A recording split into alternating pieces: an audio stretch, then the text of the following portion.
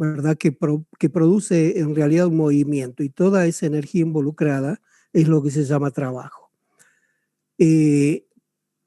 Como ya han visto algunos elementos de matemática, la fuerza que da dentro del integral, por las dudas, fuese una fuerza variable a lo largo del recorrido, ¿verdad? Y si es constante, puede salir fuera del integral en algún caso. Bueno, esta definición física, ¿cómo la trasladamos a algún sistema, por ejemplo, que no sea más comprensible, como podía ser un cilindro con un pistón, tipo como un inflador que tiene el agujerito de salida cerrado, ¿verdad? Entonces uno ve que empujando el pistón se va a reducir el volumen, o que tirando del pistón el volumen va a aumentar, ¿verdad? Entonces, aquí, en esta simbología, uno tiene que puede pasar de este trabajo fuerza por distancia a un trabajo presión-volumen. La presión se define para este caso, ¿verdad?, por la fuerza ejercida por unidad de área. Eso está bien. Entonces, si vamos reemplazando la fuerza, colocamos presión por área, ¿verdad?, multiplicada por el diferencial del camino, que en este caso es solamente la dirección X, suponiendo que le llamamos X. Entonces, pasamos a integrar de un recorrido lineal a un recorrido en volumen, porque unimos el área por el diferencial recorrido de camino recorrido por el pistón, ¿verdad? Eso es un diferencial de volumen. Y nos queda esta expresión que para nosotros es el trabajo presión-volumen, ¿verdad? Además, hemos sustituido la presión interna del gas, suponiendo que tenemos un gas encerrado ahí, por la presión externa, ¿verdad?, que serán iguales y de signo opuesto, por eso aparece un signo menos aquí. La cuestión es que acá aparecen unos simbolitos, ustedes ven diferencial de B y este otro delta de W. El delta, nosotros decíamos, es un diferencial no exacto, quiere decir que no se puede integrar porque el trabajo no es una variable que tenga una variación que dependa de estado inicial y finales. O sea, esto que está acá no existe, ¿verdad? Ustedes ven acá que el cambio de volumen, ustedes pueden decir, bueno, es B2 menos B1, el cambio neto, ya sea que el volumen disminuya o aumente, pero no se puede decir lo mismo del trabajo. No es que hay un trabajo inicial cuando no hemos movido el pistón y otro trabajo final. Eso queda claro, ¿verdad? Entonces, cuando nosotros vamos a ver la relación entre presión y volumen, nosotros tenemos diferentes tipos de recorrido que podemos hacer entre un estado inicial y un estado final, ¿verdad? Por ejemplo, podríamos movernos a lo largo de la isoterma, acá en las isotermas de Boyle, podíamos movernos haciendo un cambio, por ejemplo, disminuyendo la presión a volumen constante y después dejando que el volumen se expanda, ¿verdad? O también podríamos hacer una expansión de volumen a presión constante y luego disminuir la presión hasta el valor que tiene que alcanzar en este punto. ¿Cuál es el significado de la expresión de trabajo aquí? El significado es que es el área siempre que queda encerrada bajo la trayectoria recorrida. Entonces, ustedes ya pueden ver acá que, digamos, según este rectangulito que fue el segundo caso que describí, ustedes tienen esta área que está entrecruzada, es un valor de trabajo. Si hubieran bajado por la isoterma, tienen otro valor de trabajo porque el área ahora es otra, y si hubieran hecho el tercer camino, que es dejar la expansión a presión constante y luego disminuir la presión, tendrían todavía el trabajo del rectángulo, ¿verdad? A esas tres trayectorias hay dos que son irreversibles y hay una que es reversible. La trayectoria irreversible se caracteriza porque de alguna manera, no es posible, por un cambio infinitesimal, volver a la condición anterior, ¿verdad? Por ejemplo, supónganse nosotros en el cilindro con pistón la presión externa, supónganse que hubieran sido unas pesas, como se ve por allí más adelante. Si quitamos las pesas súbitamente, la presión sobre el pistón cae a un valor final y luego el volumen se va a elevar porque naturalmente tiene que equilibrarse con una nueva presión exterior. Entonces, una vez que quitamos las pesas, no hay posibilidad de hacer un cambio infinitesimal. ¿Eso lo ven bien? Pregunto. Sí, profe, ahí se ve. Como no les escucho, voy a tener que mirar el chat. Acá dice,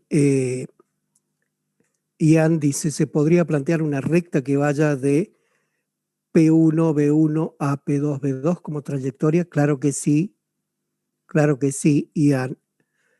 Es decir, unir esto con una recta. ¿Pero eso qué significaría? Significaría, además de ir variando la presión y el volumen, ir variando la temperatura, porque yo tendría que ir cortando todas las isotermas que están por acá, ¿verdad? Por más que las isotermas estuvieran muy cerquita unas de otras, tendría en juego las tres variables. Yo en los cambios que mostré fueron cambios donde por lo menos una de las variables presión, volumen, temperatura se mantiene constante, ¿verdad? Acá dijimos esto es a volumen constante, luego se expande. La otra es a presión constante y luego disminuimos la presión. Y esta otra es a temperatura constante, ¿verdad?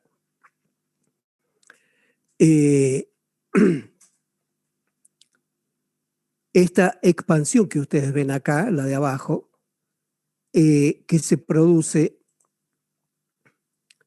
esta expansión que se produce a presión constante a partir de este punto para allá, también está cortando todas las isotermas, naturalmente. O sea, no es a temperatura constante. Bueno, si la presión es variable, como en el caso de la trayectoria reversible, que es la única en la cual yo puedo, acá está, yo puedo invertir el proceso con un cambio infinitesimal. Por ejemplo, si en lugar de pesas coloco arena y voy sacando de a un grano, el cambio de volumen es infinitesimal y entonces puedo hablar de que el trabajo puesto en juego se va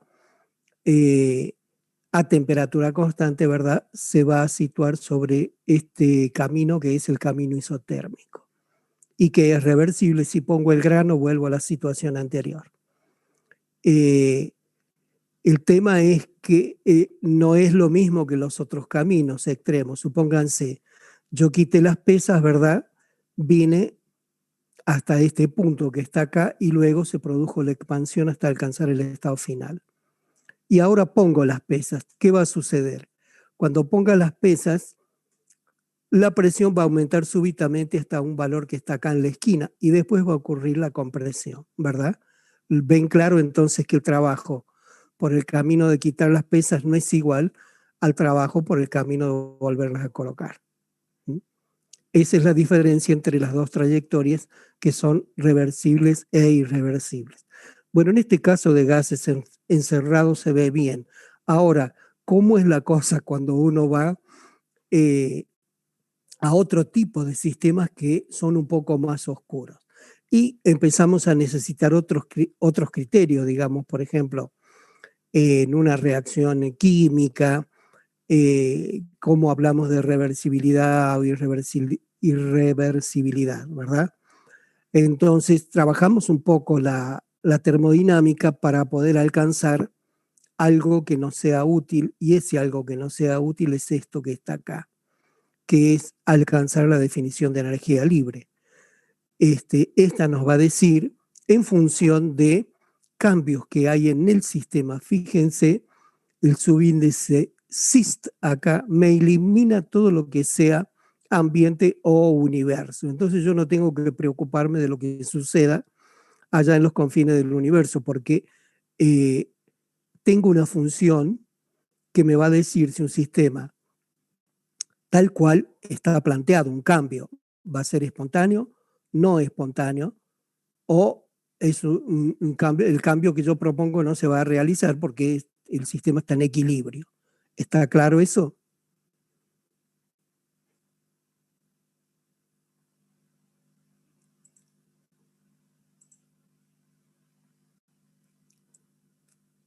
A ver, miro el chat. Sí, sí, sí, se entiende. Sería una trayectoria. Lo de la recta. Este, el problema es cómo vas a puntuar vos. Porque, por ejemplo, en el caso que estábamos mirando acá arriba, eh, no va a ser una trayectoria reversible. ¿Por qué razón? Porque vos, suponte, salís de este punto, ¿verdad? Entonces, eh, podrías quitar las pesas porque en el caso extremo hablamos de una sola pesa, ¿verdad? Eh, que es la que provoca los cambios extremos. Ahora, suponte que tenés dos pesas, una que te hace reducir la presión a la mitad. Bueno, quitas una pesa, la presión baja acá y se produce la expansión hasta este punto, hasta la mitad de volumen, ¿verdad? Suponte que tenés dos pesas iguales. Y ahora quitas la otra pesa, la presión cae hasta acá y se produce la otra expansión. Entonces vos tenés, en realidad, eh, vas a tener dos áreas, ¿verdad? Una que viene, que hemos dicho por acá, hasta este punto, y un área más pequeña que va a arrancar de acá para acá. En definitiva, cuando vos, en lugar de utilizar dos, ahora poned que utilizás 10 del mismo tamaño, ¿cuál va a ser el resultado? Que vos te vas a ir aproximando a esta curva de los granos de arena. Cuanto más chica sean tus pesas, más te vas a aproximar a la trayectoria reversible. Pero tus trayectorias fuera de esta, de la isoterma, van a ser irreversibles siempre.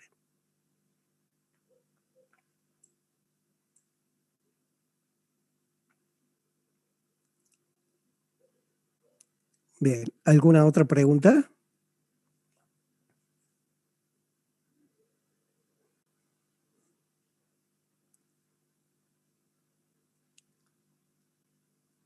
Respecto de termodinámica, procuren tener esto claro. No son 2 millones de conceptos, pero los pocos que hay, procuren tenerlos claros. ¿Por qué? Porque todos sabemos, yo también lo sufrí cuando era estudiante, que cuando uno se encuentra con estas cosas por primera vez, si es que es la primera vez para algunos de ustedes, es medio abstracto y difícil de comprender, pero después uno se acostumbra a trabajar y se familiariza y entonces, bueno, lo maneja de otra manera.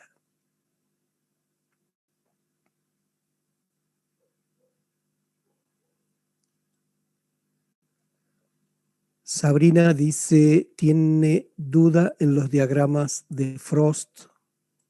Allá vamos con los diagramas de Frost.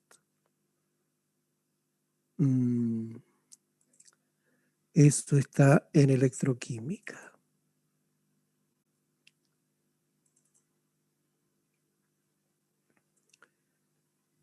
Y eso debería estar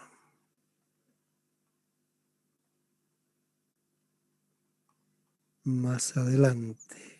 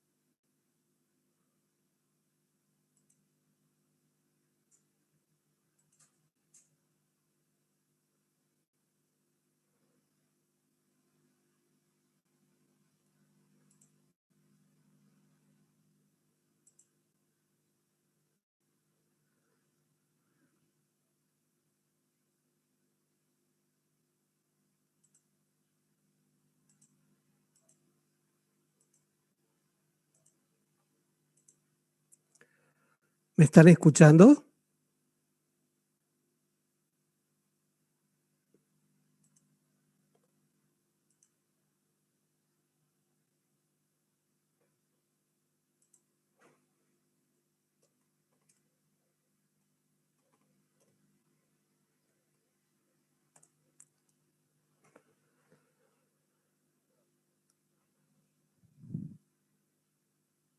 Ah, perfecto, porque me puso un cartel como que se había cortado la sala y no vi a nadie entrando ni cortando la sala. Bueno, estos diagramas de Latimer que escribe cuáles son los cambios de potenciales estándar que se producen según los estados de agregación para distintos elementos que pueden ser planteados así en forma eh, horizontal o pueden ser planteados en forma gráfica, es decir, contienen información similar. Por ejemplo, no comparé acá para que se viera más claro cómo sería el tema de los dos casos, pero ustedes supónganse. Lo que se grafica es el valor de Z por E, es decir, la cantidad de electrones por el potencial estándar involucrado versus el número de oxidación. Entonces, por ejemplo, ustedes ven acá el estado de oxidación del oxígeno es 0, en el oxígeno elemental, el dioxígeno, en el agua oxigenada es -1 y en el agua es -2, ¿verdad? Entonces, ¿cuál es el valor de potencial para ir de de una especie a otra y según el medio, que puede ser el medio ácido o medio alcalino?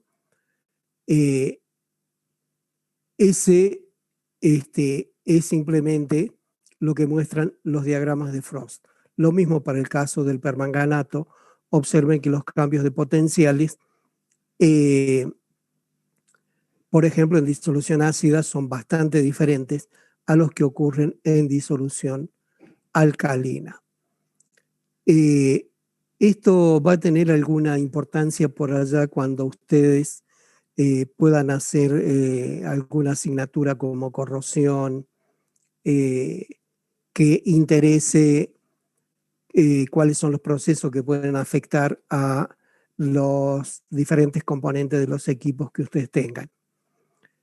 Allí van a ver inclusive con más profundidad. Este es un planteo porque uno a veces dice, por ejemplo, esta que está acá, ¿verdad? ¿Qué pasa si yo quiero saber cuál es el potencial de reducción del hierro 3 a hierro 0? Conozco los dos valores de potenciales que figuran en la tabla. Bueno, si sumo las ecuaciones, podría llegar a que sumo los potenciales, ¿verdad? Que son propiedades intensivas, y podría llegar a un resultado falso, ¿verdad? Porque lo que corresponde, lo que hay que sumar, son los cambios de energía libre en lugar de los potenciales de reducción tal cual figuran en la tabla. Entonces el trabajito que hay que hacer es este que está acá, y de acuerdo a eso uno puede ir obteniendo para las diferentes especies los cambios de potenciales en función de los estados de oxidación y en función del medio, ya sea ácido o alcalino. No sé si con eso quedó más o menos respondido lo que preguntaba Sabrina.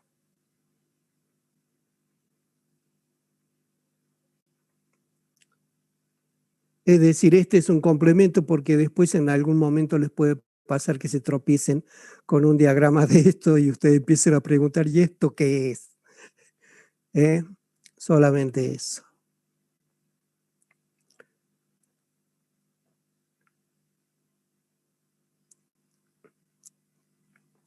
¿Alguna otra pregunta, chicos? Chicos y chicas. La isomería geométrica. El cis y del trans, los dos prefijos esto, cis quiere decir del mismo lado, trans quiere decir del lado opuesto. Por ejemplo, nosotros con respecto a la gente de Chile, nosotros decimos Chile es transandino, ¿verdad? ¿Por qué? Porque está del otro lado de la cordillera de los Andes. Está en oposición respecto a la cordillera. Y respecto a la cordillera, supongamos, qué sé yo, la provincia de Neuquén y la provincia de Mendoza o la de Río Negro, estamos del mismo lado respecto a la cordillera, o sea, estamos del lado cis. Entonces, cuando vos vas a isomería, vayamos a isomería. Eso estaría en complejos.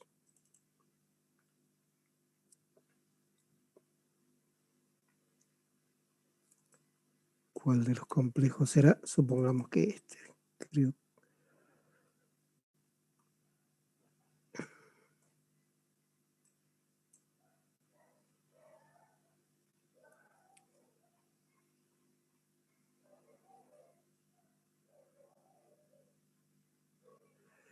El cisplatino, vos ves que, digamos, ¿dónde está el átomo central acá?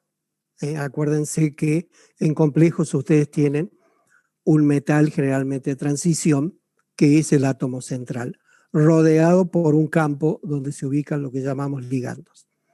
Entonces, en el caso de tener dos tipos de ligandos diferentes, como en este caso los tiene el platino, tiene el cloro, que son los verdes, y los amoníacos, que son estos que tienen acá 4 átomos, ¿verdad?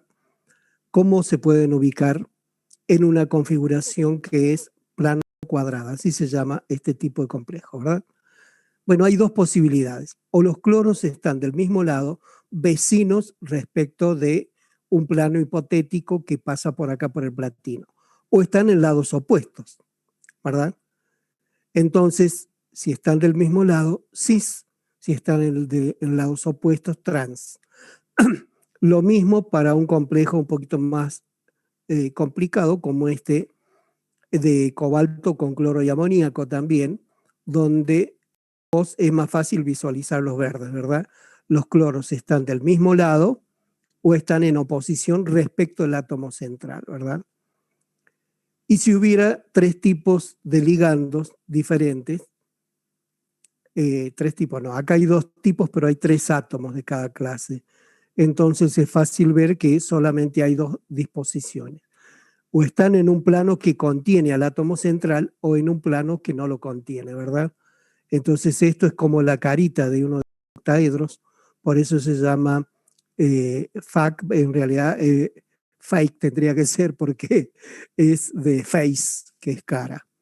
Y acá MER porque es meridional, ¿verdad? Eso.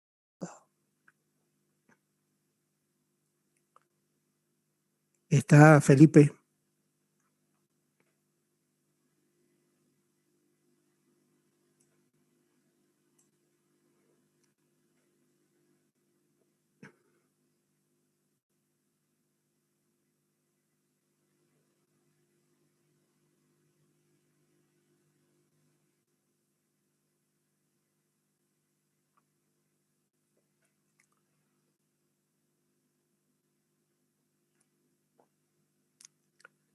¿Más preguntas o cuestiones?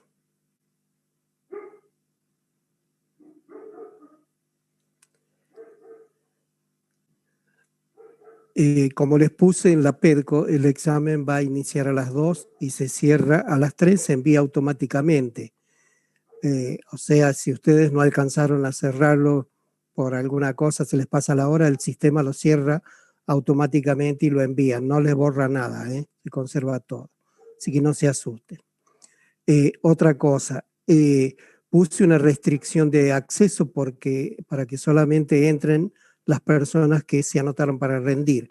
Si tuvieran algún problema para acceder, comuníquense. Casi todos ustedes tienen mi número de WhatsApp, comuníquense allí o comuníquense a través de la PEDCO o a través del correo electrónico.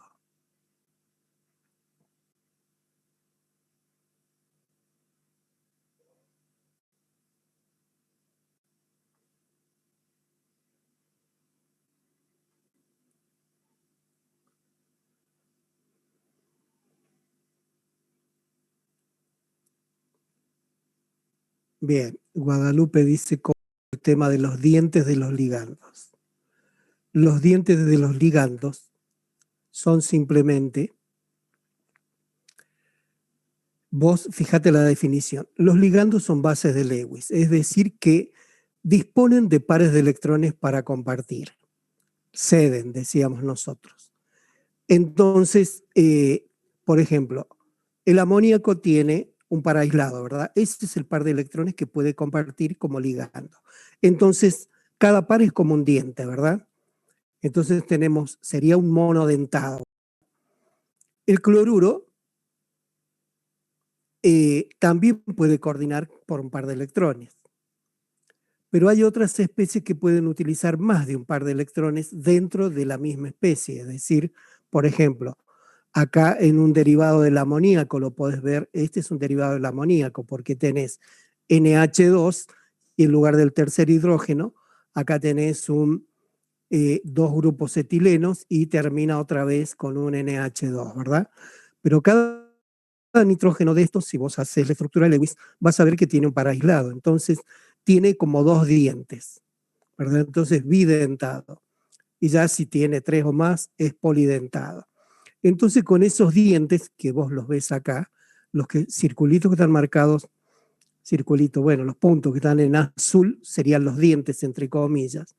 Acá tenés la etilendiamina que veíamos recién, o el ion oxalato, son bidentados, y este que es el EDTA, que lo van a usar en analítica, es un polidentado que tiene, fíjate, 1, 2, 3, 4, 5, 6 dientes.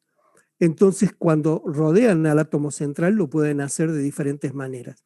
Fíjate, el platino forma complejos que son planos cuadrados, ¿verdad? Entonces, con dos moléculas de etilendiamina, ya te alcanza para saturar los 4 lugares que tiene disponibles. Y entonces te queda una configuración como esta.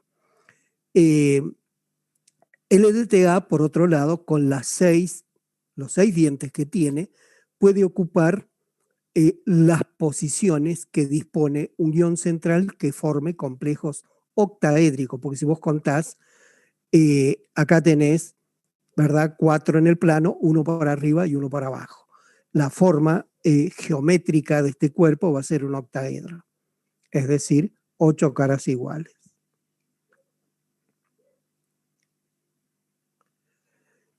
Me decís que en el Chang hay algunos ejemplos, pero no se comprenden bien. Bueno, hasta si vos entendiste lo que está acá en el PDF listo. Y esta es una forma de coordinación acá. Este anillo, que se llama anillo de porfirina, es una cosa plana y relativamente rígida. Por lo tanto, en realidad solamente interesa lo que sucede en el centro. Por ejemplo, en el caso de la clorofila, que es una molécula que existe en los vegetales, tenés que es un anillo de porfirina que está complejando a un magnesio, ¿verdad? Algún derivado de la porfirina, cuando acá el metal central es hierro, da origen a lo que conocemos como hemoglobina.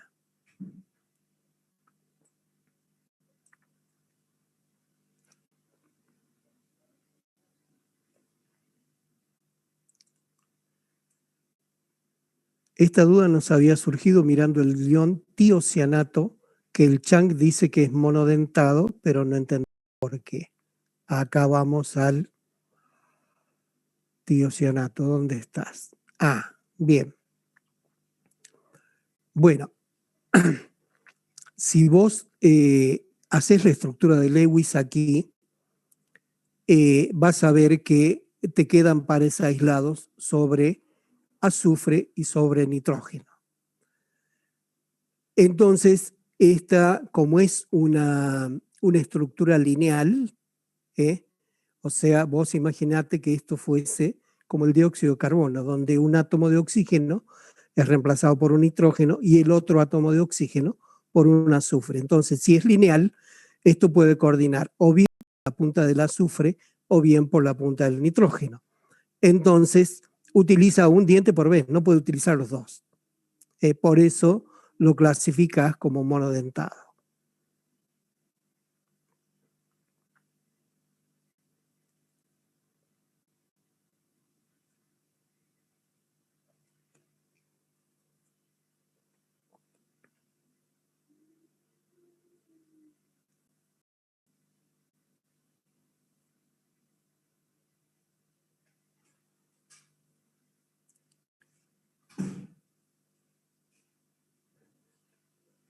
Y recuerden, digamos, nuestro libro preferido de consulta es el Petrucci y que eventualmente, digamos, si hay algún error o cosa un poco dificultosa, nosotros pulimos y colocamos lo que consideramos correcto acá en los PDF.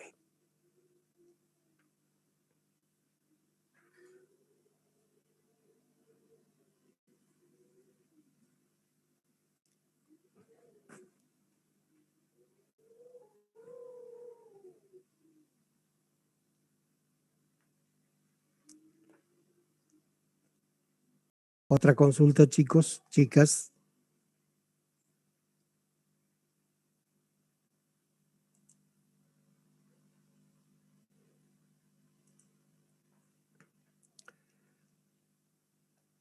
¿Hay alguien de General 1 que quiera preguntar algo? Ah, bueno, dale, Guadalupe.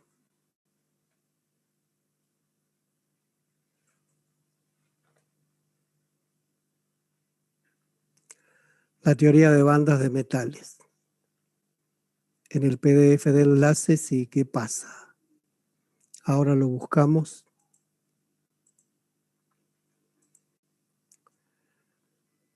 ¿Qué unidad sería esta? Capaz que...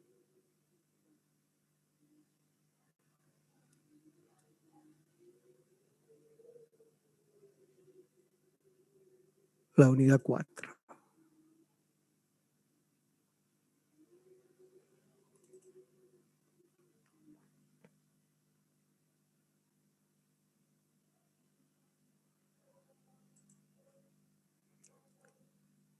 Acá, justo, mira vos, apareció donde tenía que aparecer. ¿Cuál de los dos? ¿Este que está acá o el gráfico de más abajo?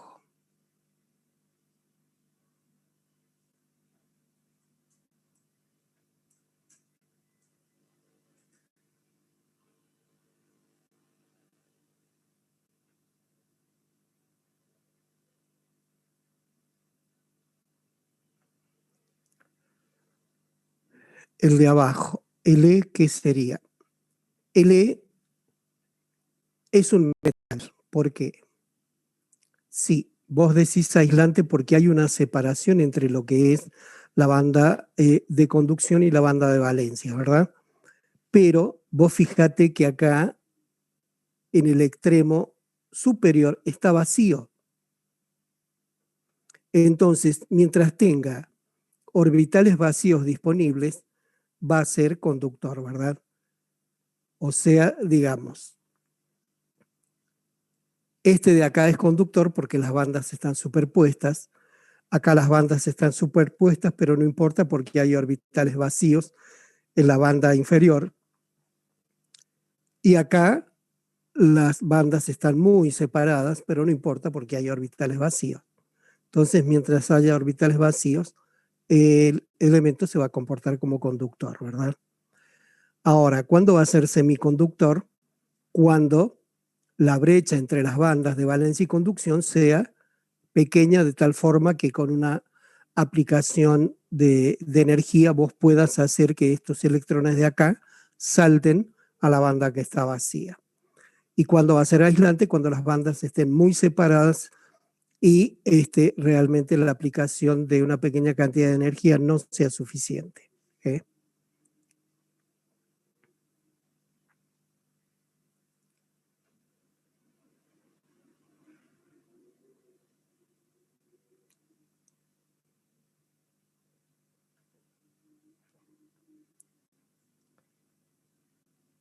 ¿Alguna otra pregunta?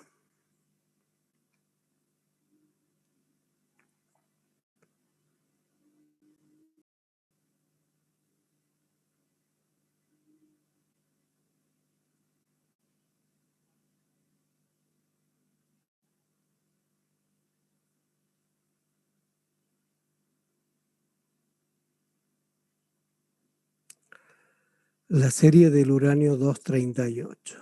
Bueno, cerremos esto. Minimizamos acá. Volvemos para atrás. Química nuclear. A ver.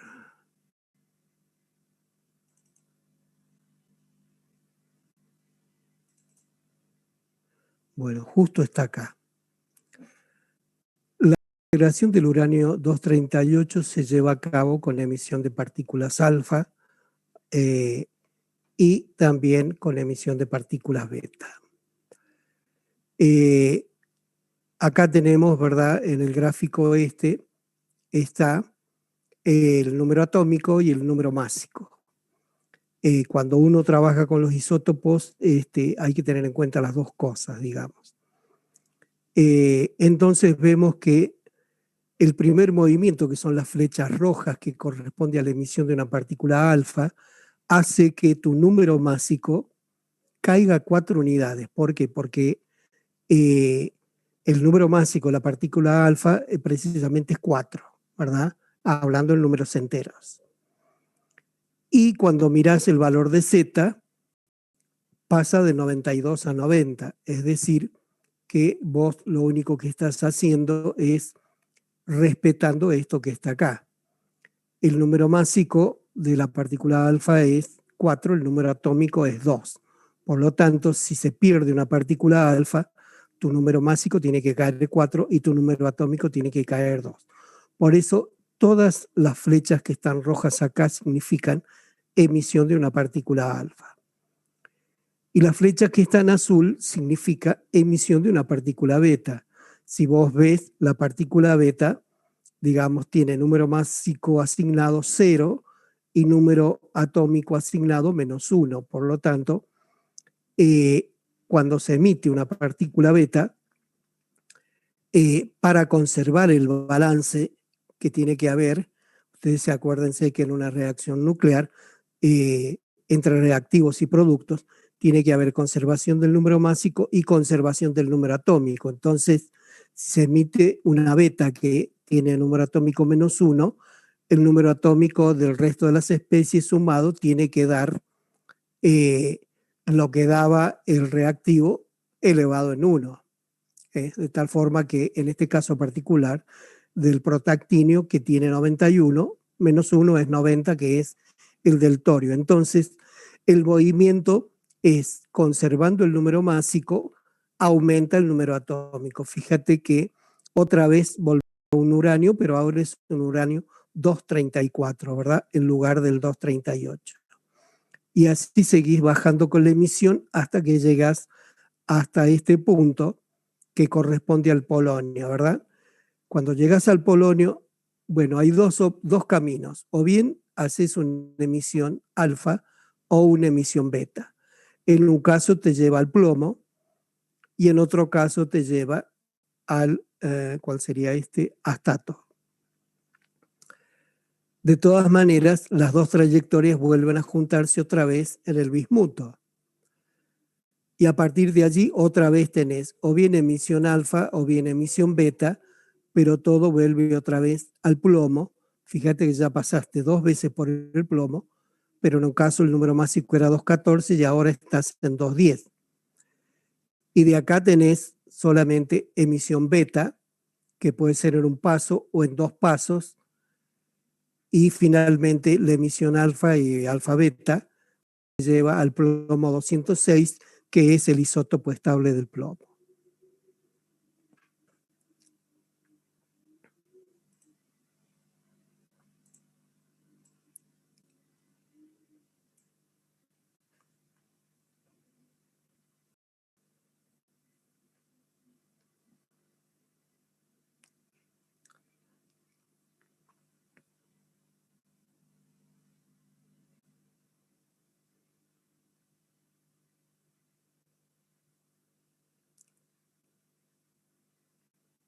¿Alguna otra pregunta, chicos?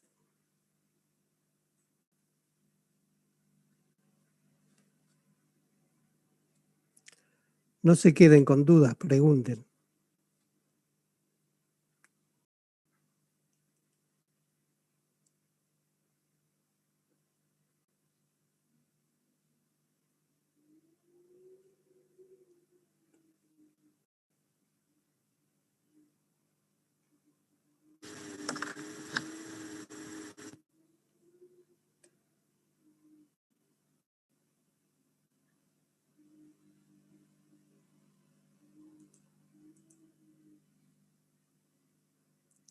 porque en el punto de equivalencia de una neutralización la normalidad del ácido y de la base son iguales. Bueno, a ver, vayamos para allá. Eso es equilibrio iónico.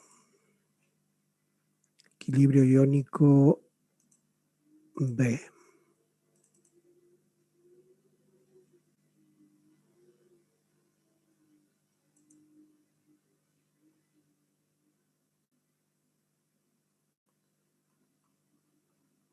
Bueno, veamos. Cuando ustedes hacen una titulación, digamos, en teoría pueden tomarse el trabajo y determinar esta curva experimental, ¿verdad? Lo único que acá van a tener una serie de dificultades, porque cuando se titula un ácido fuerte con una base fuerte, por ejemplo, el pH cambia muy bruscamente y la elevación, por ejemplo, en este caso el gráfico que estamos viendo, cambia 6 unidades con muy poco cambio de volumen. Entonces es realmente dificultoso de ver y por allí, si uno no tiene un titulador automático, realmente va a ver que el último punto de pH que toma está por aquí y el punto de pH siguiente ya está por acá. Y todos los valores del medio los saltó, digamos, por decirlo de alguna forma, ¿no? Eso que en general, digamos, para obtener esta curva uno suele hacer dos titulaciones. Primero, una rápida donde uno determina, por ejemplo, pone la bureta con un goteo constante mientras va agitando, ¿verdad? Y más o menos mira el volumen alrededor del cual se produce el cambio de color del indicador. Entonces dice, supónganse, bueno, el punto de equivalencia va a estar alrededor de 25 mililitros. En la segunda titulación, ¿qué hace? Bueno, agrega una buena cantidad de volumen hasta los 20, digamos, y después se empieza a agregar más lentamente y ya, digamos, en los 4,5 ya es de a una gota o fracción de gota lo que pueda, y entonces se obtiene, sí, ahí la curva con más detalle, ¿verdad? Una vez que pasó la zona de los 25, que está por acá, digamos, pH 12, ya puede continuar agregando de a 1 mililitro, porque ustedes imagínense si largaran gota a gota desde el punto inicial, desde cero, digamos, tardarían 3 horas en, la curva tendría mucho detalle, tardarían 3 horas en obtenerla. Entonces, la cuestión es que en este caso particular, si vos escribís las reacciones estequiométricas, te vas a dar cuenta que la concentración del hidróxido de sodio es 0,1 molar, ¿verdad? Y vos estabas tratando de titular 25 mililitros de ácido clorhídrico de una concentración que no conoces. Entonces vos ves que gastaste 25 mililitros de hidróxido de sodio 0,1 molar. Entonces, ¿cuál es la concentración del clorhídrico? Es la misma, porque, o sea, si vos calculás la cantidad de moles o equivalentes que tenés en este volumen y la igualás con la cantidad de equivalentes o moles que tiene que haber en este volumen, te va a dar que las concentraciones tienen que ser iguales. Pero eso no ocurre siempre, porque, por ejemplo, si tu ácido hubiera sido el doble de concentrado, digamos 0,2 molar, pues vos hubieras obtenido una curva muy similar a esta, pero cuyo punto de equivalencia hubiera estado acá en los 12,5 en lugar de los 25. ¿Está bien?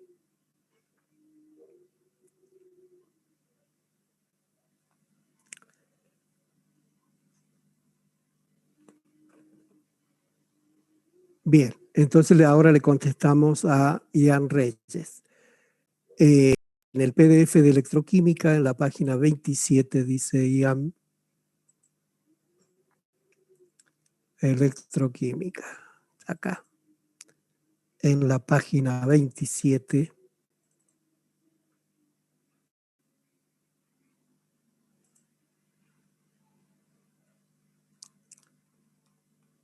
tenemos un tema con los procesos de corrosión.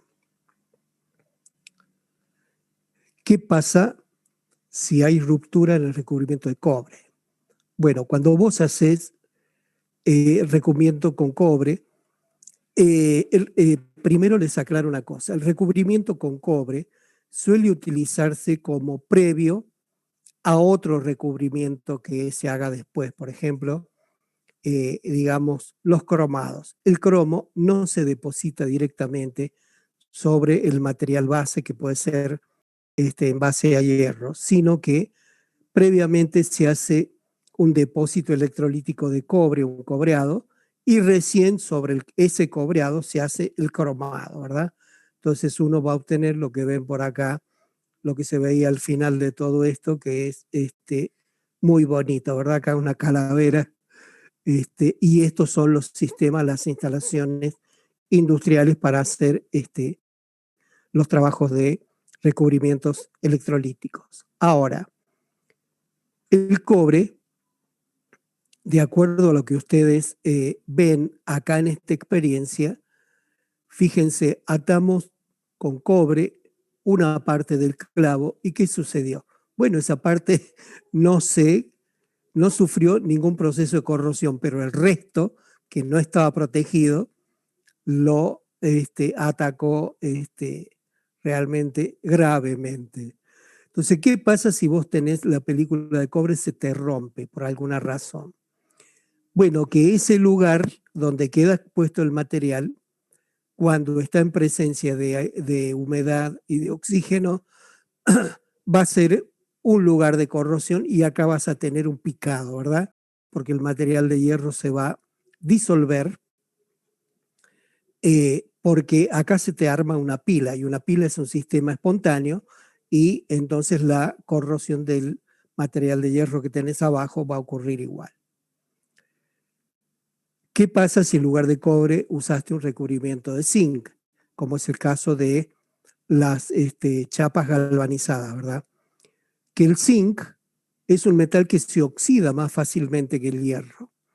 Por lo tanto, digamos, ocurre la corrosión del zinc y se forman esos depósitos blancos que uno suele ver en las chapas de zinc. Y ese proceso tiene como efecto que los electrones que se generan en la oxidación del zinc pasen a la placa de hierro y entonces la protejan, porque una de las formas de protección para impedir que el hierro se disuelva es inyectar electrones. ¿Quedó claro allí, Ian?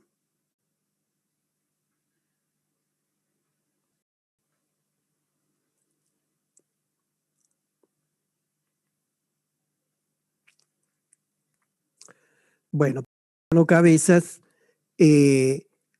convendría que le pegues una leída. No recuerdo si realmente hemos puesto alguna pregunta específica sobre los casos, porque no los hemos trabajado como en otros años. Pero seguramente, digamos, una, lo que son los procesos de síntesis allí del, del ácido nítrico, donde aparecen varias cuestiones que son importantes, porque lo que estamos viendo muy esquemáticamente y muy básicamente es la industria de fabricación del ácido nítrico.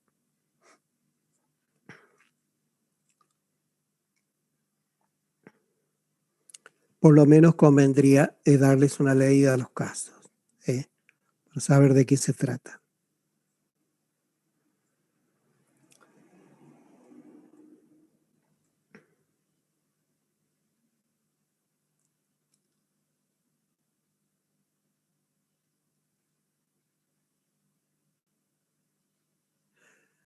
¿Alguna otra pregunta, chicos?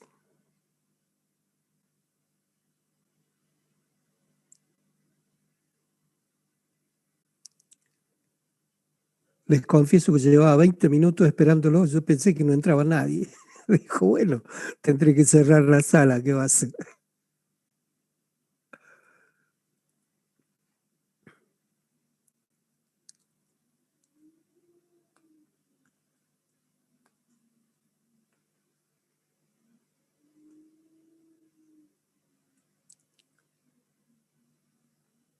¿Había otro link en Pedco?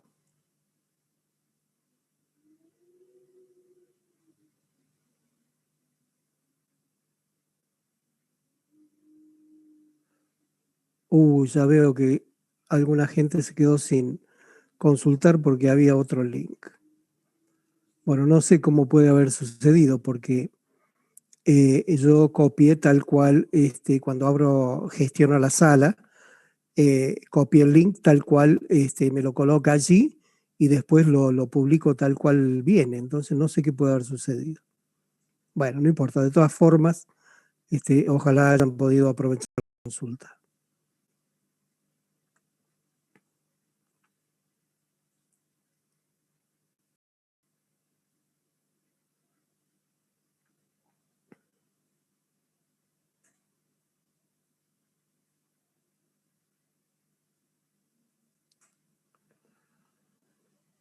Bueno, si no hay más preguntas, voy cerrando. Si les queda algo de último momento, me mandan un correíto, y correíto breve, y vemos si se puede contestar algo.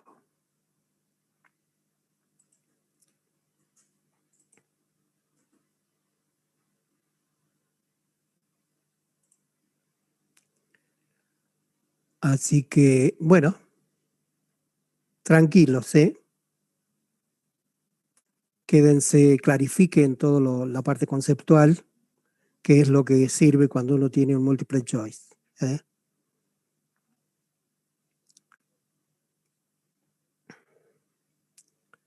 Así que nos vemos.